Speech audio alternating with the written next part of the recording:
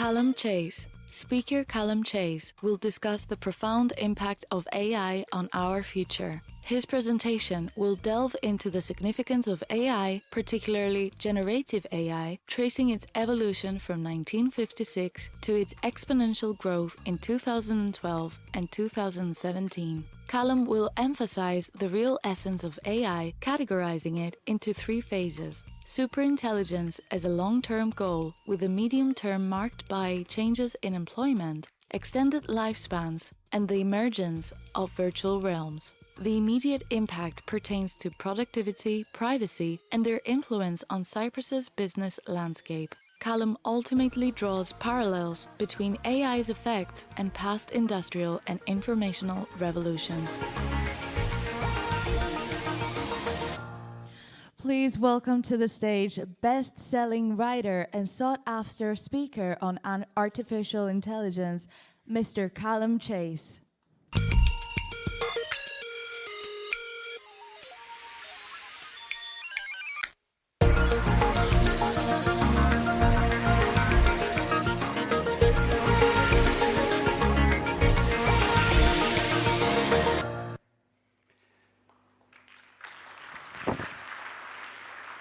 Good afternoon, Nicosia.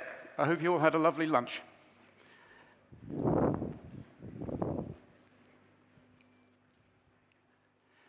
The launch of GPT-4 this March was a shocking moment. It was a watershed in human history. For the first time, all of us can watch in real time as artificial intelligence does something that looks an awful lot like human thought. It's an exciting moment. If you use GPT-4 properly, it's like hiring a room full of fresh graduates. They make mistakes, they're naive, they lack insight, and they lack common sense. But what they do is really impressive. They can summarize a meeting, they can summarize an entire book, they can write a poem, they can write short stories, they can write entire consultant reports in seconds. It was also a scary moment. This well-respected organization in North America called for a 6-month moratorium, a ban on the further development of large language models, cutting-edge AI. They didn't get it, but they did generate a very lively discussion. This man, Sam Altman, is probably the most famous co-founder of OpenAI, which is the organization which developed GPT-4. And he gets a lot of flack from some people for unleashing this technology on an unsuspecting world. But this technology has not come out of nowhere. We've been developing artificial intelligence for nearly 70 years now. And humanity has collectively basically been ignoring it. It's the most important development in our world today, and we're not paying it enough attention. So I think we owe a debt of gratitude to Sam Altman. So in the next 40 minutes, I'm going to try and do these things. I'm going to give you some context, tell you about what AI is and how it got to be as powerful as it is. I'm going to answer the question, is it hype? And spoiler alert, no, it's not. And then, as the introductory video said, I'm going to look at the 3 phases I think AI is going to go through, starting with the furthest off one of superintelligence, and then talking about the future of jobs, the future of longevity, and then the current and short-term implications, and then I'll offer some concluding thoughts. Artificial intelligence is obviously 2 words, and the first word is pretty easy to understand. Artificial simply means something that was created by humans, or perhaps by aliens, but not by evolution or by God. The intelligence word is trickier. Anything to do with the human brain is tricky to understand, but happily, the good news is that there's a 4-word definition which does the job. Goal-directed, adaptive behavior. So an entity is intelligent if it has a goal, and as it pursues that goal, it adapts its behavior as it learns ways of doing it better. Artificial intelligence as a science got going in 1956 at a summer seminar in Dartmouth College in New Hampshire. And the people who attended that seminar, not for the last time, were extremely over-optimistic. They thought they would essentially recreate a human brain over the summer. Turns out to be a little harder than that. Right from the beginning, there have been 2 types of AI. One is modeled loosely on the human brain. It creates artificial neurons, so it's known as artificial neural networks. The first ones were called perceptrons, and this is Frank Rosenblatt with the original perceptrons. But a few years later, another of the pioneers of AI, Marvin Minsky, wrote a book called Perceptrons, which seemed to prove mathematically that artificial neural networks could not work. And that was the end of artificial neural networks for quite a long time. It was replaced by the other type of AI, which is symbolic AI, also known as good old-fashioned AI. And this is essentially an attempt to create an encyclopedia to translate between human thought and machine code. And the biggest, longest project to create symbolic AI is Psych. And just last month, its founder and champion, Doug Lenert, died after 30 or 40 years of trying. He thought if he created 1 million rules, that would be enough to teach AI how to think like a human. He got as far as 24 million by the time he died, and it has not worked. However, good old-fashioned AI has achieved some quite remarkable things. In 1996, a system developed by IBM called Deep Blue beat the world's probably best ever human player of chess, Garry Kasparov. Kasparov was not happy about that. He accused IBM of cheating, and that's probably true. But he's cheered up a lot now. Then in 2011, another IBM system called Watson beat the best ever human players of a TV quiz show, Jeopardy! But despite these achievements, artificial intelligence didn't pass the acid test, which is, does it make money? It didn't make money.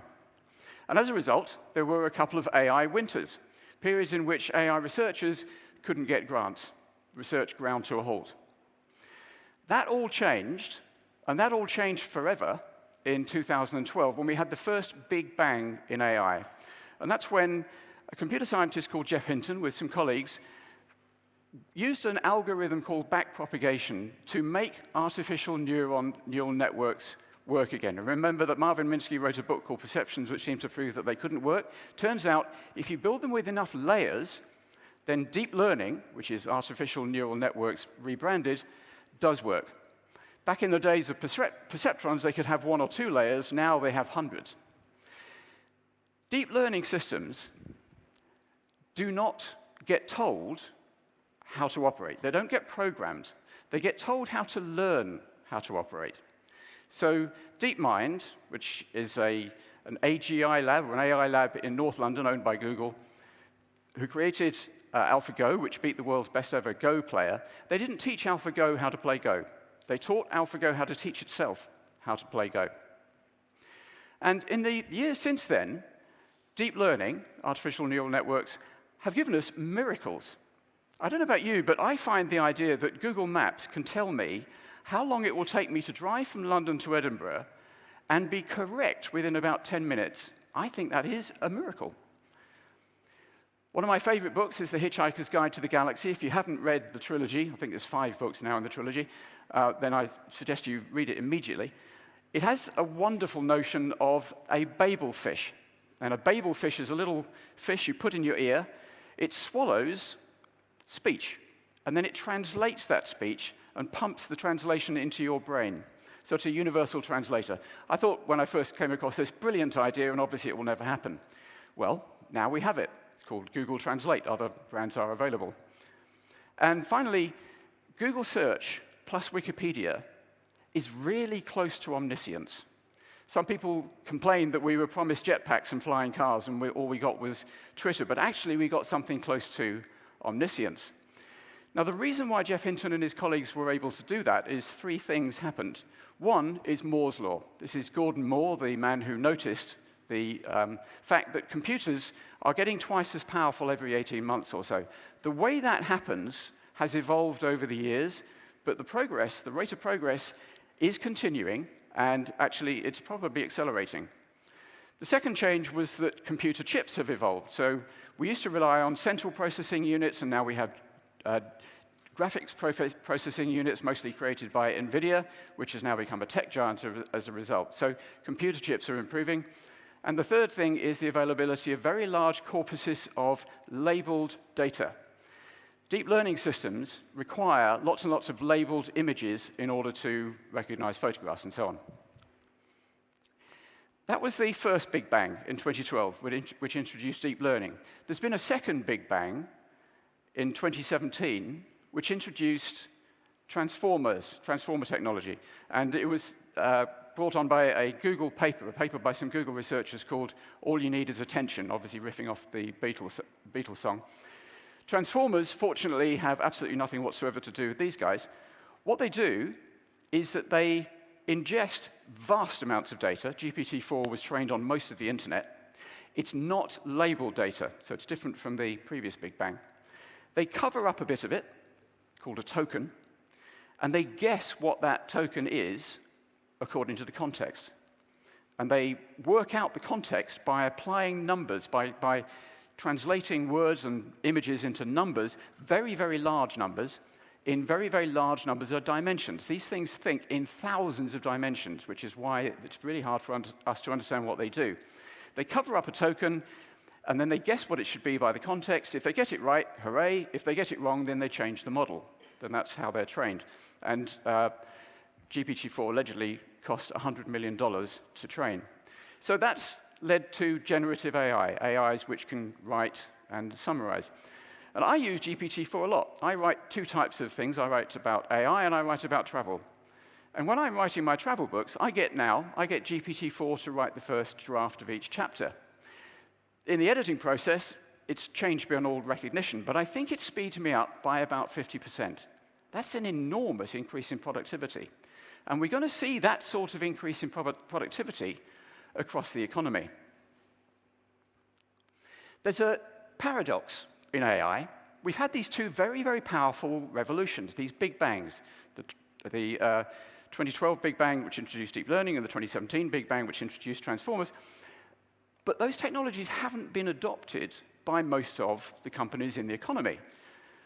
And there's kind of two different reasons, depending on which one you're talking about. So the 2012 Big Bang, where the capability, what the AIs do is classify, you need enormous amounts of computation, you need enormous amounts of data, and crucially, you need very expensive AI talent. You need AI researchers who are very, very well paid, and they tend to congregate in the big tech companies, which is why most of the examples of deep learning that you will see today, and most of them are on your smartphone, come from big tech. Broader industry hasn't really adopted it. The big risk of deep learning is that the machines have to do what it says on the tin. They have to learn, and in order to learn, you have to make mistakes. Now, that's all right if you're offering adverts. It's not a great idea if you're running a refinery. That's one of the many reasons why deep learning is still really the preserve of big tech.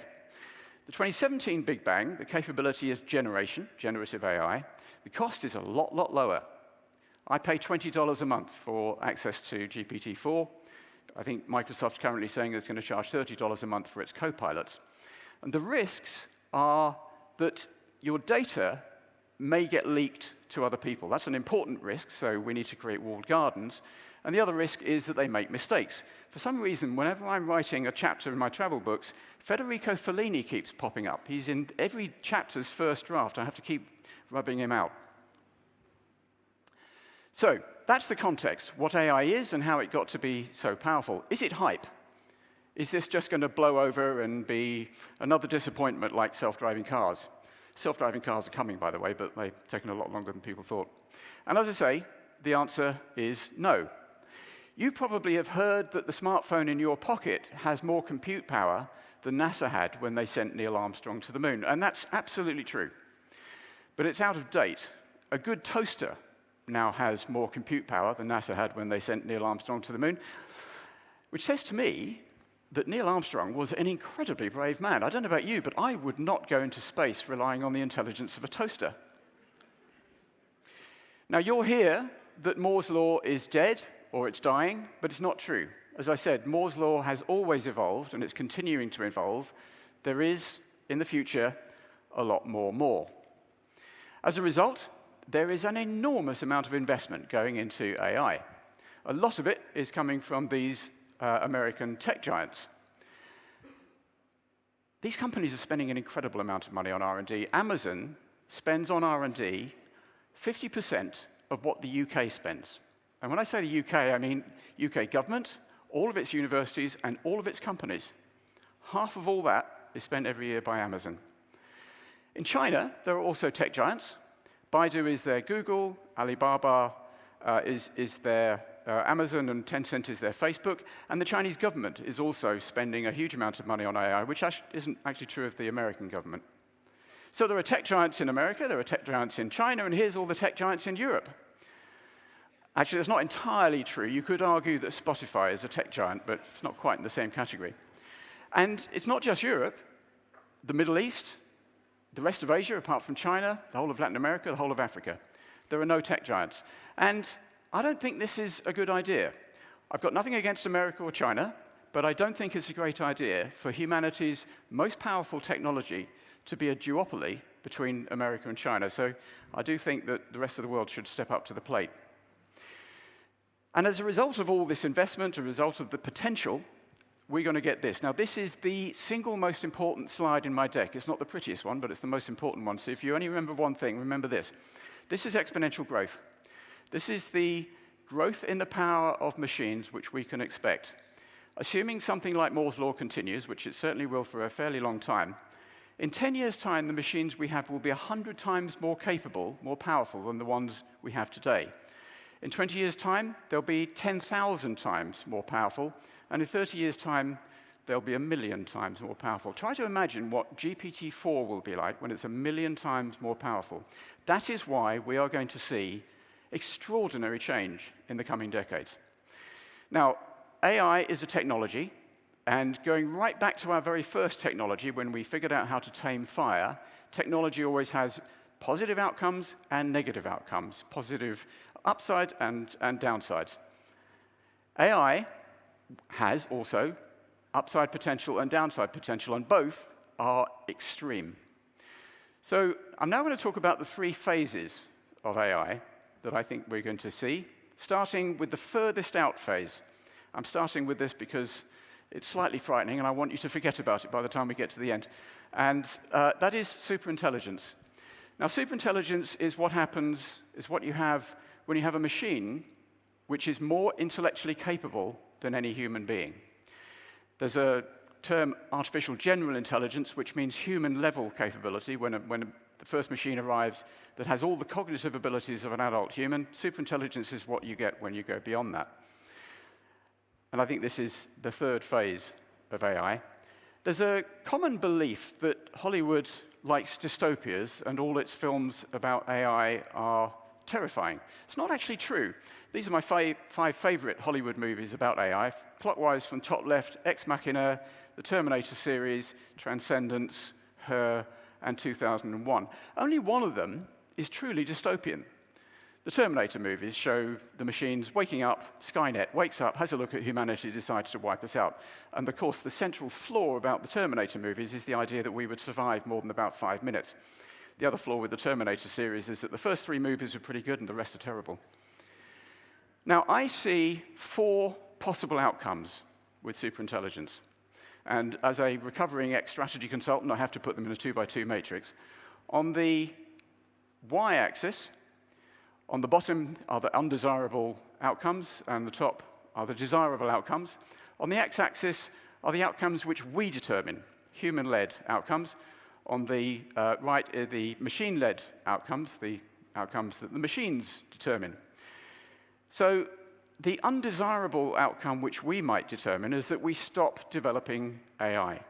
Now, actually, there's a lot to be said for this. The people behind the Future of Life letter asking for a 6-month moratorium, it's not daft. If you're in the business of creating something which is a serious risk, it's not a bad idea to stop and take stock and think about how you can make it safe. We're not going to do that.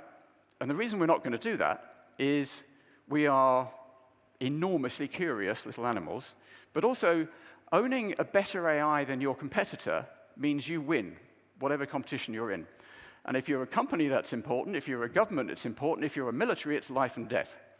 We are not going to stop creating AI. And the reason why I say that's an undesirable outcome is that as well as having the downside potential, AI has enormous upside potential, which I'll talk about a bit. And it'd be sad, actually really sad, to lose that.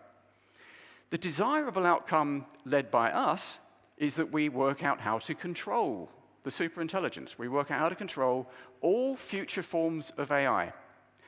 including entities which are 1,000,000 times cleverer than us. That's really not going to work. There are clever people working on this. There are some people who think they can do it using very abstract mathematical processes, but to me it just seems impossible. You cannot control an entity which is 1,000,000 times smarter than you. So I don't think the human-led outcomes are actually possible. What about the machine-led outcomes? Well, the undesirable one is catastrophe, and I'm not going to go into detail about this, but people talk about superintelligence being an existential risk to humanity, and I think we have to be honest. I think there's no point pretending to ourselves that that's not the case. It is the case. A superintelligence which doesn't like humanity probably means the end of humanity. Now, there are some people who think this is the inevitable outcome, and they think that because the conditions that we require to keep thriving on this planet are very particular. We need a particular level of gravity. We need a particular level of oxygen in the atmosphere. We need lots and lots of natural resources. So we're quite delicately balanced, and that leads some people to think that the future with superintelligence is necessarily bad. I don't agree. I think a superintelligence that had made itself invincible, and let's face it, no sensible superintelligence is going to say, hello, I'm here, until it has made itself invincible, so we're not a threat to it. We don't compete with it for very much. It can get as much energy as it wants from the sun really easily, and it will look at us and think, wow, you are 8 billion really interesting little things. You're really odd, and some of you got a lot of problems, but you're very, very interesting, and I like the stimulation I get from that. And I think the best future for us, now, this is going to repel some of you, and I apologize in advance. I think the best future for humanity is that we merge with the entity that we're creating. We become the superintelligence. I think anything less than that is going to be somewhat dispiriting for us, a bit demotivating. And I think the future, if we become superintelligent, could be absolutely extraordinary. So I think there's a very positive potential outcome from superintelligence. Now let's wind the clock back a little bit and look at the middle phase before we get to superintelligence. And I'll talk a bit about timing later on. There's a series of things that are going to happen before we get to superintelligence, which frankly are going to be amazing. Miracles is hardly a word for it. The first one is joblessness, the future of jobs. People don't really want to think clearly about this. They think about what's going to happen in the next 5 years, the next 10 years. They don't really want to think clearly about the long-term future. And as a result, there are 4 big misconceptions about the future of jobs. The first one is that automation cannot cause lasting, widespread unemployment. And it's not a daft idea, it's not a daft thought, because it hasn't in the past. In the past, almost all automation has been mechanization. It's been the automation of muscle jobs. And the classic example is the agricultural industry. In 1800, 80% of all Americans who did any work worked on farms. In 1900, that number was down to 40%, and now it's down to about 1%. So 80% down to 1%. If technological unemployment could result from that, we'd all be unemployed. But in fact, the descendants of all those people who used to work on farms are in this room, and they're working in shops and offices and factories around the world. And the reason for that is that when machines took our jobs, took our muscle jobs, we had something else to offer. And by the way, this is the best ever picture I've managed to ever get out of Dali. I'm very proud of this. It took me 10 seconds. So we went on to do jobs that involved our cognitive abilities. But it didn't work out so well for the horse. In 1915, there were 21.5 million horses working in America, pulling vehicles around mostly. And that was it. That was when the tide turned for horses. There are now 2 million horses in America. And if you'll excuse the pun, that is unbridled technological unemployment, because this didn't happen. Our horses didn't become our drivers. So the idea that automation can't cause widespread technological unemployment, I think, is dangerously complacent. I think it's wrong and dangerously complacent. The second big misconception is that that's necessarily a bad thing. The good news is that a world in which machines do all the jobs is a world in which humans do whatever we want to do. We learn, we play, we explore, we have fun, we socialize, we do work, we do lots of work, we just don't get paid for it. So how do we get paid? Well, the third misconception is that the big problem with technological unemployment is meaning, that without jobs, we'd have no meanings in our lives. But Riaz pointed out earlier that only about 15% of people are really engaged in their work. Only about 15% of people actually find meaning in their work. The rest of us, the rest of people who are not engaged in their work, do jobs to put food on the table. They get their meaning out of family, friends, religion, ideas, hobbies. And there are three classes of people who I think demonstrate conclusively that you do not need a job in order to have meaning in your life. And they're all shown in this picture. This will work better for people who understand English politics, because this is a picture from the Bullingdon Club in Oxford when Boris Johnson and David Cameron were both in it. So the three types of people who are all shown in this picture, who prove you do not need a job to have meaning in your life, are comfortably off retired people, aristocrats, and children. The fourth big misconception about the future of jobs is that the simple answer to how we all get money is universal basic income. There's a little word in the middle of that phrase which reveals its problem, basic. It is not going to be good enough when there are no jobs for humans for us all to have a basic income. We need a generous income. We all need to live at least as well as the average middle-class American. So we need universal generous income, however we produce that. And I think the answer lies in the concept of abundance. What we have to do, and to some extent this is going to happen automatically, what we have to do is drive the price of all the goods and services that you need for a very, very good standard of living close to zero. Not all the way to zero, because we want to preserve the market. The market is an excellent mechanism for allocating scarce resources, and there will always be some scarce resources. But we want to get the price of everything down really, really low, so that for those who still have jobs, and there'll be some, for those who are making money in trading luxuries and so on, and there'll be some of that, and for those who have assets, those people get taxed, but they don't get taxed onerously. So they don't all run away and hide in very well-protected desert islands. And I've written about this a lot in the Economic Singularity, and I haven't got all the answers, but I'm trying to develop the ideas. So as well as jobs, a number of things are going to change really quite dramatically. One is that we're going to see a lot of robots. Now, robots have come on a long, long way since in 2015 there was the DARPA Grand Robotics Challenge.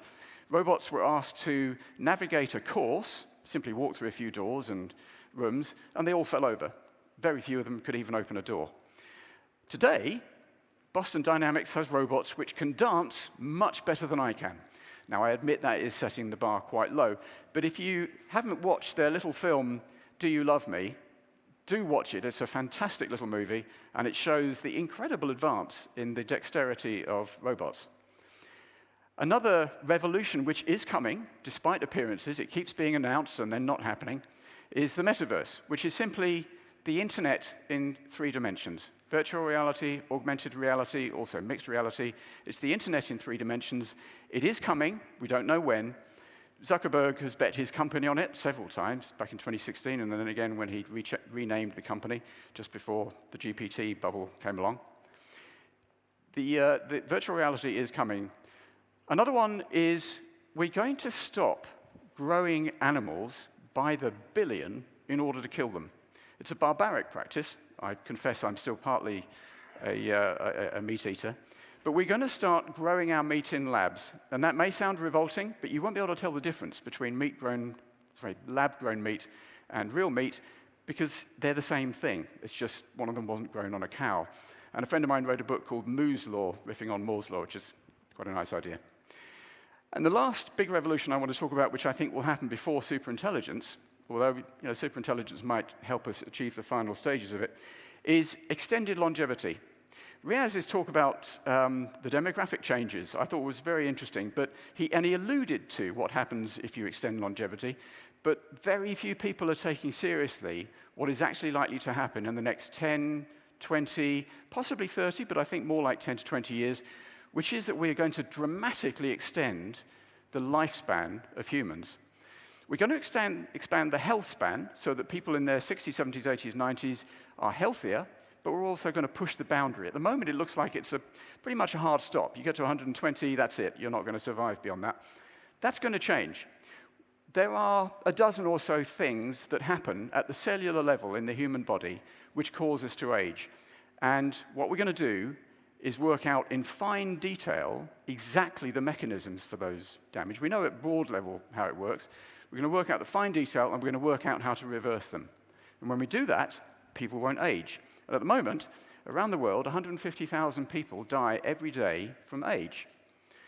Age gives you cancer, gives you dementia, gives you heart disease. It's a disaster, and we're going to fix it. So that's the middle phase. And a word about timing. Timing is everything in this business, in this futurist business. I can't tell you when the things I've spoken about are going to happen. I'm pretty confident they're all going to happen, but I can't tell you when, and I can't tell you in what order. Like most people in the AI community, my timescales have been collapsed. I used to think maybe it would be 25 years to the economic singularity and widespread joblessness, maybe another 25 years to superintelligence. Now, if you push me, I'll say it's about half of that. But we really don't know. We really don't know. Sam Altman, who I've talked about before, he's behind OpenAI and GPT-4, he thinks that superintelligence is less than 10 years away. If he is, buckle up, because things are going to get really interesting. Also, whenever anybody says, AI will be able to do this, or that, or the other, ask them, what time frame are you talking about? Are you talking about today, or in 5 years' time, or in 30 years' time? Because it's totally different. AI at the moment is ridiculously childish in its capabilities. It's impressive, but it's childish. AI in 30 years, it's hard to see what it won't be able to do. So it's always important to think about the timescales. And then the last phase I want to talk about is what we're going to see in the next few years. We're already using deep learning systems to analyze enormous amounts of data, which is making production processes more efficient. As I say, this is still largely the preserve of big tech, but it's leaking out into the broader economy and will increasingly do so. We're using AI to revolutionize science. A great example is AlphaFold, which is an AI system developed by DeepMind in London, as I say, owned by Google. AlphaFold 2 actually, has identified how 200 million proteins fold. Proteins are the building blocks of life, and 200 million proteins, that accounts for pretty much all of life on Earth. And if you can predict how a protein will fold, then you can predict how it will interact with other chemicals, whether that be a small molecule, which is going to be a drug, or another protein in a piece of organic tissue. So DeepMind has given chemists, biologists, the code of life, and it is dramatically changing the way medical science works. Obviously, generative AI creates wonderful pictures, and this is going to happen more and more, and we don't yet know what result this is going to have on the illustrator community and the photographer community. And a really, really big development is agents. You're already starting to be able to have this with GPT-4, but it's going to evolve and get much better. AI is going to be your personal assistant, your personal digital assistant. You'll be able to have conversations with it. You'll ask it advice. You'll ask it to do things for you. You'll ask it to go off into the internet and run errands for you. And the image I'm using to illustrate this is from the movie Her, which is a great movie about AI. And it's one in which the operating system of a computer becomes sentient, super intelligent, and it becomes the protagonist's friend, and in a weird sort of way, his lover. Now, it's going to be some time before we get there, but I think these things are going to be our friends. In fact, that might be what we call them. We might call them our friends. Technologies have upsides and they have downsides. And we're already seeing some of the downsides of really advanced technology, really advanced AI. Deep fakes. This picture of Donald Trump being arrested in New York hasn't happened yet. But images like this are going to appear all over the world, and they're going to appear in election periods, and they're going to persuade people that things that haven't happened have happened. How are we going to prevent that? We're going to have audit trails for images, for videos, but I think, crucially, we're going to have trusted brands. And I don't know, this sounds a bit silly, but you might call it the mainstream media. If you read something in the FT and the Economist or the BBC, you might think, well, there's a reasonable chance that's true. At least it's not being published by somebody who's deliberately setting out to mislead me all the time.